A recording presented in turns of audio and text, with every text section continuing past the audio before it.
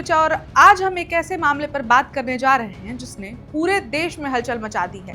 लद्दाख की शांत वादियों में अचानक भड़की हिंसा, क्या यह सिर्फ एक अफवाह थी या इसके पीछे थी एक गहरी साजिश? क्या लेह दंगों की आग सुनियोजित तरीके से लगाई गई थी और क्या इन सबके पीछे किसी बड़े चेहरे का हाथ है? सरकार की पड़ताल के दायरे में हैं जाने माने पर्यावरणविद और शिक्षाविद सोनम वांगचुक।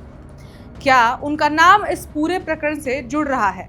क्या सीबीआई इस मामले की तह तक जाने के लिए तैयार है? क्या इस केस में किसी विदेश फंडिंग का मामला भी सामने आ रहा है?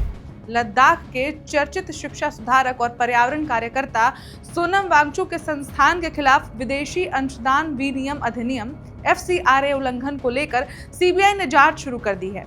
सोनम वांगचुक ने खुद बताया कि करीब 10 दिन पहले सीबीआई की टीम उनके संस्थान Himalayan institute of alternatives Ladakh HIAL पहुंची थी। वांगचुक के मुताबिक सीबीआई ने बताया कि यह जांच गृह मंत्रालय की शिकायत पर की जा रही है और आरोप लगाया गया है कि संस्थान कथित तौर पर बिना FCRA की अनुमति के विदेशी फंड प्राप्त कर रहा है। बताया गया है कि मामले में जांच जारी है, हालांकि कोई FIR दर्ज नहीं हुई है। इस पर वांगचुक ने कहा, हम विदेशी फंड पर निर्भर नहीं रहना चाहते, हम अपना ज्ञान निर्यात कर राजस्व जुटाते हैं। 3 ऐसे मामलों को विदेशी योगदान समझ लिया गया, जबकि वे सेवा समझौते थे जिन पर सरकार को टैक्स भी चुकाया गया था। ये समझौते संयुक्त राष्ट्र, एक स्विस विश्वविद्यालय और एक इटालियन संगठन से जुड़े थे। सीबीआई टीम ने HIAL और students educational and cultural movement of Ladakh SECMOL से 2022 से 2024 तक की फंडिंग से जुड़े दस्तावेज मांगे हैं। हालांकि वांगचुक का आरोप है कि जांच अधिकारी 2021 और 2020 के खातों के साथ साथ संस्थान से जुड़े स्कूलों के कागजात भी मांग रहे हैं। उन्होंने कहा कि दोनों ही स्कूल आर्थिक रूप से कमजोर छात्रों को मुफ्त शिक्षा देते हैं और HIAL में छात्र विभिन्न परियोजनाओं पर काम करने के बदले स्कॉलरशिप भी पाते हैं। वांगचुक ने आरोप लगाया कि यह कार्रवाई एक क्रमबद्ध दबाव रणनीति का हिस्सा है। पहले पुलिस ने मुझ पर राजद्रोह का केस दर्ज किया, फिर HIAL को आवंटित जमीन वापस लेने का आदेश दिया। अब सीबीआई और आयकर विभाग की जांच हो रही है। लद्दाख में टैक्स नहीं लगता, फिर भी मैं स्वेच्छा से टैक्स देता हूं और उसके बाद भी नोटिस आ रहे हैं। आपको बता दें कि हाल ही में वांगचुक ने लद्दाख को 6ठी अनुसूची में शामिल करने और राज्य का दर्जा की मांग को लेकर 10 सितंबर से भूख हड़ताल शुरू कर दी थी।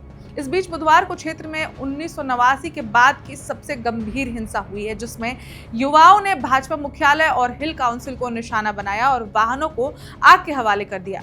हालात काबू में लाने के लिए पुलिस व अर्धसैनिक बलों को आंसू गैस के गोले दागने पड़े थे। झड़पों में 4 प्रदर्शनकारियों की मौत हो गई, 30 पुलिसकर्मियों समेत 80 से ज्यादा लोग घायल हुए।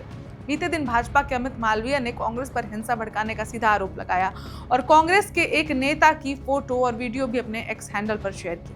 मामले में गृह मंत्रालय की ओर से बयान जारी कर कहा गया है कि सोनम वांगचुक ने अपने भड़काऊ बयानों से उसके माध्यम से ही भीड़ को उकसाया था।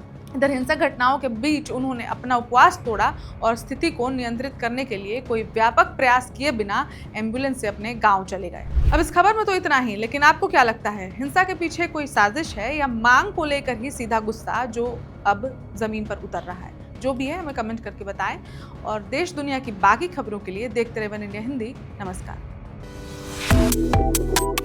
Subscribe to One India and never miss an update. Download the One India app now.